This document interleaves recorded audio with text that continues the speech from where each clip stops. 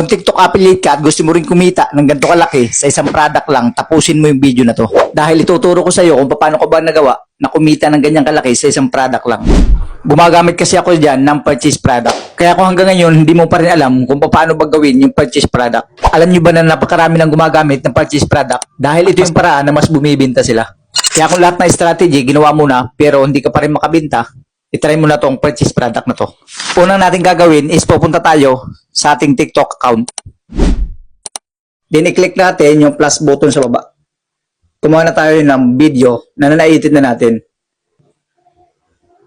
Click na lang natin yung next. Ang sunod nyo nang gagawin, lalagyan nyo na ito ng title or caption. Then lalagyan nyo sa baba yung SEO. Siyempre kung maglalagay kayo ng SEO is dapat related din sa mga video na ina-upload natin. Then click na natin itong add link. Ang sunod natin gagawin, click na natin yung product. Bago tayo maglagay ng product dito, i-click muna natin yung add more products. Then i-click natin dito guys is yung purchase product.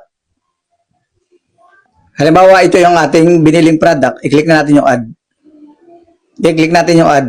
Then okay na nga pala to guys, click na lang natin yung check at click add. Okay na, pwede na natin i-post yung ating in-upload na video with purchase product. Ganun lang kadali mag-upload ng video gamit yung purchase product. Ngayon alam nyo na, try nyo na din. Baka ito na rin yung magbibigay ng malaking sales sa mga account ninyo.